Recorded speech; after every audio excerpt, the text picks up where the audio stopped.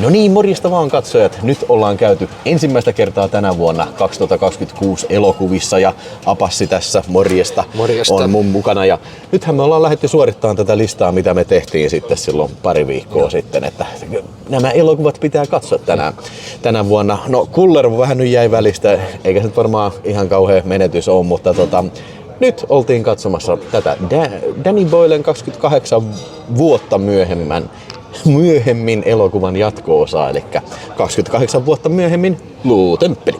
Bone Temple, joo. Joo. Eli tää arvostelu tehdään nyt sillä lailla, että niinku me varoitetaan sit kun alkaa juonispoilereita, että voit huoletta katsoa, mutta sit kun sanotaan, että varoitus, niin sitten voit pistää filmin pois. Joo, ohjaajaksi on valikoitu mielenkiintoinen nimi, Nia Da Costa. Joo, eli tosiaan teki yhden sun suosikkielokuvasi, eli siis tää Marvels. Vittu se oli paska, vittu se oli kyllä Marvels. Mikä se toinen oli? Se oli 2 leffaa. Candymanin remake. Candymanin remake. Sitä mä en oo nähnyt. En oo minäkään. Joo, eikä nyt. Mutta mielenkiintoinen tapaus kyllä tosiaan ohjaajana, koska siis hän on todella nuori. Hän on meitä 10 vuotta nuorempi. Niin, just 89 syntynyt kyllä. Että joo, mutta tämä elokuva siis jatkaa ihan suoraan siitä, mihin tämä 28 vuotta jäi. Mutta ei mennä ihan vielä juoniin. Puhutaan nyt yleisesti, eli tämähän on ollut vähän floppi kyllä. Ei edes vähän, että se on jäänyt niinku rapakon taas niinku alle 30 ja se on niinku todella vähän. Kun ottaa huomioon, että budjetti oli 63 miljoonaa ja sitten se on maailmanlaajuisesti tähän mennessä tehnyt 47. Mä laskeskelin, että 120 vähintään. Vähintään, niin sit on break even. Niin. Että niinku, kyllä se varmaan kauas jää tästä. Kyllä. Toivottavasti ei jää. Mä niinku ihan vaan niinku tässä etukäteen jo sanon, että toivottavasti ei jää. Ja tää oli ehkä siinä mielessä niinku erikoinen, ihan aika lailla erilainen, mitä mä ajattelin. Että tää ei oikeastaan edes kauhuelokuva. Ei ole kauhuelokuva. Ja tää keskittyy paljon enemmän tähän tohtoriin, tää Ian, jota näyttelee siis toi Bondi. Siis tää Ralph Fiennes. Se ei Bondi, vaan Bondin M sitten, mutta niinku joo. Ralph Fiennes näyttelee. Mun mielestä hän on tässä elokuvassa ehdottomasti se keskeinen hahmo. On, se on kyllä pääosassa tässä ihan ylivoimaisesti. Ja tätä ei ollut kuvattu niin digivideokameralla, mikä oli mun mielestä, tai siis kännykällä, mikä edellinen oli, mikä mulle oli iso, tiedätkö, no. Tämä oli hyvän näköinen elokuva kyllä. Joo, kamera liikkui hienosti ja sitten hienosti saatiin maisemat tallennettua. Että tämä oli ensimmäinen, niin kuin, tuosta ekassa ei oikeastaan saanut selkoista maailmasta niin kauheasti, niin tämä oli sitten avasi tätä paljon enemmän. Ja mä mietin tuossa, kun katseltiin, me oltiin siis nyt katsomassa Plevna, se oli 10 sali ja siellä on vaan 2K-projektori, niin mä mietin siinä, että tämä varmaan olisi hyvän näköinen 4K siellä niin kuin ICC-salissa. Mutta tuossa nyt jäi vähän mun mielestä nämä maisemat, ei tullut ihan niin oikeuksiinsa. Tai jos te olette käynyt katsomassa tämän tai menette katsoa, niin suosittelen 4K:ta. Kertokaa sitten meiltä, että oliko tarkan näköistä kuvaa ja terävää kuvaa. Sitten palaa myös tää poika, tää Spike. Joo, Spike. Se on toinen pääosa tässä. Että sekin on tosi, nyt menee niinku aika pienelle roolille kyllä. Ei se kauheasti puhunut mitään. Sehän oli sitä vähän pelkäämistä koko se elokuva, niin että se oli siinä vähän taustalla pyöri. Ja sitten teemoja tässä muita on vähän tämmönen kellopeli-appelsinimainen, tiedätkö, jengi.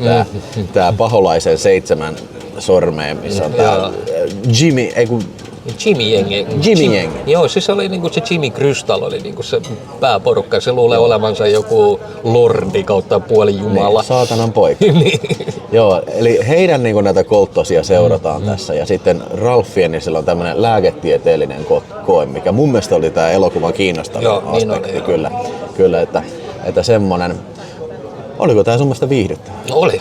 Mä tykkäsin todella paljon. Tää meni kyllä tosi nopeasti se aika. Mä olin, että tunti 50. Mä aloin jo miettiä, että tää nykykaavojen mukaan, että kun leffat on vittu 2,5 tuntisia, niin tää oli virkistävä poikkeus. Mutta tosiaan tarina jää todella pahasti kesken.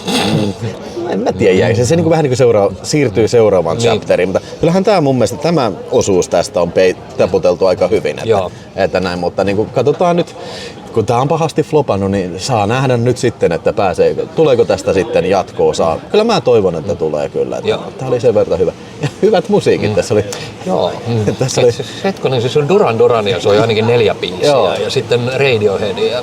Joo, mutta siis ihan mun mielestä niin kuin, ihan täysin yllättävä kohokohta. Siis justiin toi Ralph Fiennes vetää niinku Iron Maidenin Number of the Beast oikein kunnon keikan siinä. Niin se oli niinku, mä ajattelin, vittu tää on paras keikka mitä mä oon vähän aikaa nähnyt kyllä. Että siis, mä en oikein tiedä mitä tosta ajatella, tiedätkö, että siis toi niinku tosiaan niin ei oo kauhuelokuva. Se on tämmönen vähän niinku kellopeli appelsinimainen jengi-elokuva ja sitten niinku sekoitettu siihen tämmönen tieteellinen koe. Joo, siis mä ite niinku sanoisin, että tää on niinku Day of the Dead Goes kellopeli appelsiini. Se on semmoisen sekoitus, että... Siis don't get me wrong. Tää on niinku hyvä, että niinku on uusia asioita, mutta mä taas niinku, mun mielestä ehkä vähän siinä kun se vähän ennen sitä loppua, niin se vähän niinku, tai myös siellä lopussa vähän ehkä hyytyy, tiedätkö, niinku. Tää ei ollut ehkä niin semmonen timmipaketti, mitä se edellinen kyllä oli. Mun mielestä, näin nyt äkkiä ajateltuna tässä nyt, kun ollaan täällä Speakeasyssä sitten ja odotellaan burgereita, mutta heitetään arvosanat ja sitten mennään spoilereihin. No mä annan tälle vahvat 4 tähteä. Mä tykkäsin todella paljon tästä. Tää oli todella hienosti kuvattu. Tässä oli vito hyvät musiikit. Ja tässä mun mielestä näyttelyssä kaikki näytteli hyvin. Että mulle ei heikonta lenkkiä jäänyt. Että senkin kertoo jotain, että tämmönen yksi pahis saa vähän ansaitusti, niin kyllä oikeesti niin oli sillä, että yes.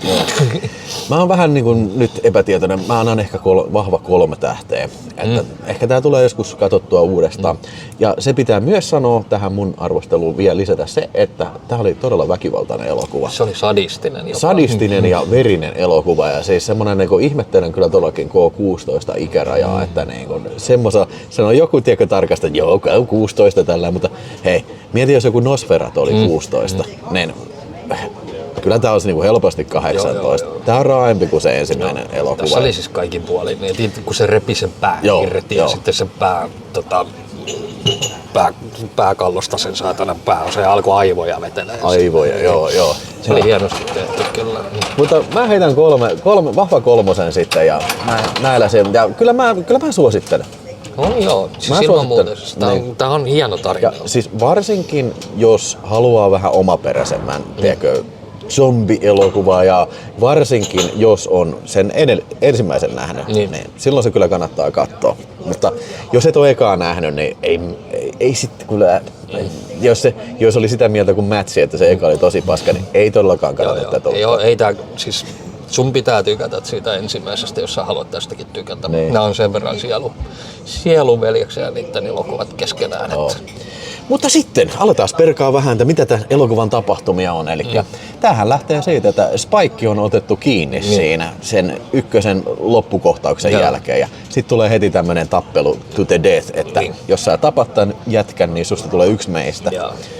Ja jos sä kuolet, niin sä kuolet. Ja sitten se vähän niinku, sanotaan helvetinmoisella tuurilla onnistui sitä niin kuin jalkavaltimoon. Vetää sen puukolla. Joo, ja siinä heti niin kuin roiskuu ihan sikana verta kyllä. Ja sen jälkeen sitten tämä Spike sitten vastahankoisesti joutuu sitten niin kuin lyöttäytyy tähän seurueeseen sitten. Ja sen jälkeen ne löytää sitten tommosen maatalon sieltä ja siellä sitten ne menee sinne ja alkaa sitten se vitunmoinen kidutus siellä. Se heti vituttaa siinä, että miten nämä niin ei pärjää näille, tiedätkö? Se oli vielä sen takana. Se heitti jotain kiehuvaa keittoa siihen pöytään. Miksi se okei, siis selvästi tämä niinku Jimmy Fingers on se johtaja. On se ottanut sen satanan keittolle, niinku lyönyt sen päähän pystyyn ja sitten niinku alkanut puukottaa sitä. Niin ja sit mua ihmetytti se jengikin, että puolet vittu pelkäs vaan siinä, niinku, että ne teki niinku pakosta tuota hommaa. Niinku, että miksei ne vittu lähtenyt vastarintaan. Ei sillä jätkällä ollut niinku mitään annettavaa siinä. Että se oli loppujen lopuksi aikamoinen paskahousu, kun me loppuun ja kotiin päästiin. Niin oli. Mutta se on vaan semmoinen tyypillinen, tiedätkö, bully, kiusaaja, tiedätkö. Sen varjolla se varmaan niin menestyy sitten jo. Sitten tulee aika brutaali kohtaus, kun ne teurastaa. Siis se antaa armoa näille talon asukkaille ja vie ne sinne navettaan ja sitten nylkee ne. Se oli niinku tissit nylkenyt siltä mimmiltä. Joo, siis tässä just tulee tää, mikä mun mielestä olisi K18 ansio. Eli nyljetään ihmisiä ja sitten ne pääsee pakoon siitä. Ja tässä yksi karkaa, tulee vähän sellainen tappelukohtaus ja hirveä verilöyly tuli. Ja se, niin, jos mä ymmärsin se karkaaminen, niin sitä niinku pedataan vähän sitä kolmosta. ihan selvästi, että se hahmo aivan varmasti vielä palaa 3. Se nainen, joka karkas sinne mettään, kun se antoi mennä se Spike sen. Niin, se on muuten totta. Sitähän ei näkynyt. Ei näkynyt. Niin, totta. Joo. Se saattaa tulla vielä takaisin. Ja tässä just tuli ensimmäinen kerta, kun oli sellainen, oikein sellainen nautiskeli siitä, kun näitä kusipäitä tapetaan. Niin kun se poltti sen hienosti. Joo, se oli ihan dynamiittia kyllä se kohta. Ja saman aikaan me sitten tämän Ralph Fiennesen Ian, se lääkäri, mikä se Ian joku. Joo. Ja mun mielestä tämä on tämä mielenkiintoisin asia tässä elokuvassa. Eli siis se alkaa kesyttelemään tätä alfa-äijää siinä. Ja se alkaa jopa puhumaan ja alkaa tuntemaan ja alkaa syömään marjoja muun muassa. Ja kun siinä ensimmäisessä oli se, että kun sillä on sitä niin kuin lääke, tai se mikä huumaa, niin tässä se pistää sillä lailla, että sillä ei lähde taju pois siltä alfa-urolta, vaan se jää niin sanotusti vähän niin kuin pilveen. Niin kuin sitten se alkaa niin kuin ystävystyä sen kanssa. Ja lopulta se keksii lääkkeen siihen, että okei, tätä pitää hoitaa sillä tavalla, että niin kuin poistetaan tämä niin kuin hallusinaatiot niin kuin näiltä zombityypeiltä. Ja mihinkähän tarina sitten menee siinä. En tiedä, mutta se oli huvittavahan oli siinä se tanssikohtaus, kun soi Duran Duranin Ordinary World ja sitten ne vetää siellä semmoista tanssia siinä. Niin se tanssittaa sitä alfa-zombia siinä. Tässä varmaan moni ajattelee, että ei vittu mitä paskaa. Mutta ei mun mielestä sopii hyvin. Mun mielestä oli freesi ja se just sopii niinku tähän hahmoon tää, mikä on hyvä näyttelijä tietysti Ralph Fiennes, mutta sitten tää Ian, mikä sen sukunimi onkaan, niin sopii vähän semmoiseen eksentriseen niin kuin, professorihahmoja, kun se rakentaa sitä luutemppeliä, niin vähän tämmönen, tiedätkö, Apocalypse Now-tyylinen kenraali Kurtz elää niin kuin omassa maailmassa villien keskellä. Niin kaikki tää mun mielestä sopii siihen persoonallisuuteen kyllä mun mielestä oikein kuin nyt nenäpäähän kyllä. Joo, ja voin sanoa, että kun sä katsot tämän leffan alusta loppuun, niin toi loppu tyydyttää sua erittäin paljon. Puhutaan siitä nyt tästä Jimmy Spike, Jimmy Crystalista, eli sitä jengin johtaja. Vittu mikä kusipää. Joo, siis on vittu harvinaisen paljon tuntee niinku vihaa jotain tiettyä hahmoa kohtaan. Uskomaton vittu persereikä. Sen niinku oikein odottaa, että semmoinen raukkamainen mulkku, tiedätkö? Mikä sen näytteli? Joku O'Connell tai joku vastaava. Joo. Selvästi viittaa irlantilaisuuteen tai jopa skottilaisuuteen. Eli mä en ole ikinä nähnyt tätä kyseistä henkilöä, mutta siis tosi hyvin vetää just tämmöistä niin tosi limasta kusipäätä, raukkamaista limasta kusipäätä. Sehän niin oikein toivot, että ai vittu kun se saa. Ja kyllä se tässä saa niin oikein sitten kunnolla. Sanotaan näin, että Jeesus-kohtelun, niin Jack O'Connell. Jack O'Connell, joo. Täytyy pitää tää nimi mielessä. Oli kyllä sen verran hyvä kyllä. Mä kanssa aloin miettiä, että mitähän tää jatkaa muuta tehnyt. Niin. Sir Jimmy Crystal. Ja muuten ei oikein jäänyt kauheasti mieleen nämä 7 näitä Fingersia. No olihan se Spike nyt tietysti. No joo, mutta se oli ensimmäisestä jo. Mutta sanotaan nämä 6 muuta sitten, niin, jotka niin kun oli sitten niin kun, näitä niin vitun pahoja. Jostain syystä ne on kaikki tosi hyviä tappeleja. Ihan uskomatta hyviä veitsenkäyttelijöitä ja näitä. Okay. Hän on Sinnersissä. Missä? Sinners. Näyttelee muun muassa siinä. Mä tässä nyt katselen jo 50 leffaa ja jätkän tosiaan 90 syyttinä. Aikamoista tahtia se on tehnyt. Siis melkein saman ikäinen kuin neiti tai rouva ohjaaja. Vuoden nuorempi. Joo. Mä en ole Sinnersia nähnyt, mutta kuuleman mukaan on hyvä. Joo. Ja 16 Oscareita. Ja Sinnerskin on vähän niin kuin, ymmärtääkseni vähän tämmöinen omintakeinen, vähän niin kuin kauhuaiheinen elokuva. Ja siis tää, vaikka mä sanon, että tää ei ole niin oikeastaan suora kauhuelokuva, niin tääkin on tosi omintakeinen elokuva. Ja tykkäsin siitä kyllä tosi paljon. Mä en ole ihan vielä varma, että tosiaan mitä mä tästä tykkään sitten, mutta niin kuin, se täytyy sanoa, että mielenkiintoinen koktaili justiin tämmöistä. Jengi-elokuvaa ja zombia ja väkivaltaa ja splatteria. No, mutta siis tosiaan niin oudolta kun se tuntuu, että tämä on zombie-elokuva, mutta tässä on zombit niin minimaalisessa osassa. Siis todella vähän. Ja ne vähätkin, ne tapettiin ihan Niin, ja Alfa, nehän alkaa käymään Alfan kimppuun, kun Alfa alkaa puhumaan. Se oli hieno kohtaus. Siinä on kohtaus, missä tämä Alfa on junavaunussa, kun se alkaa muistaa, että mitä se oli. I don't have tickets. Niin, sitten se alkaa puhua. I don't have tickets, and muut zombikäisen pään. Sitten lähtee, niin se tulee kunnon verilöyly täällä junavaunussa sitten. Sitten täytyy kyllä sanoa myös se, että naiselle tässä on kyllä paljon silmän iloa. Meinaan kikkeleitä näkyy ja paljon. Joo, kyllä. Luitko sä jostain, että jossain on sensuroitu ne? Joo, Unkarissa oli. Joo, mutta ei kyllä Suomessa ole. Että siellä kyllä neidit voi kyllä mennä hymysuissa kätselemään. Joo, Alfan munakin. Että. Mä rupesin miettimään, että onkohan se sen näyttelijän oikea kikkeli vai onko sillä sitten kikkelihousut? Joo, kiitos. No niin, kiitoksia paljon. Jös, kiitän. Kiitos.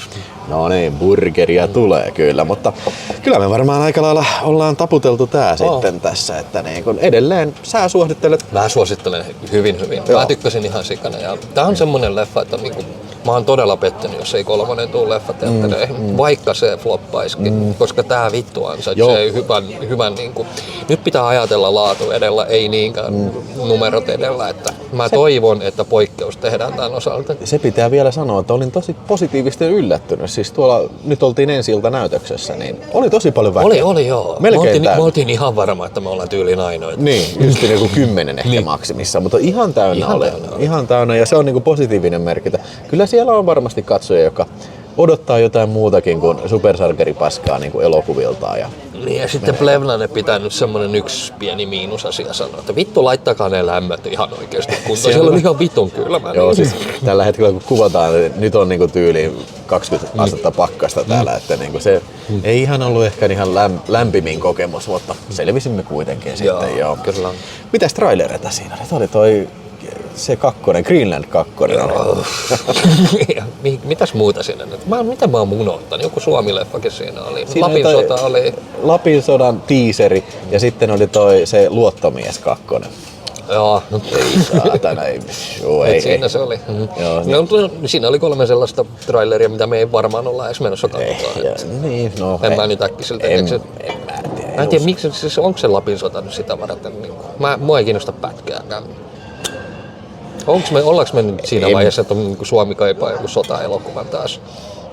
Ilmeisesti ainakin Aku Louhimies on sitä. Miksi musta tuntuu, että siinä on taas joku raiskaus? Jep, hei, me aletaan syömään. Kiitoksia, että katselit. Kerro kommenteissa, mitä oot mieltä 28 vuotta myöhemmin puupömpelistä. Ei mitään, käykää ihan oikeasti katsoa. Joo, käykää katsoa, tulkaa kommentoimaan sitten. Ja se on kiitos tällä kertaa. Paina tykkää ja tilaa kanava. Se on moro. Nähdään pian. Morjes.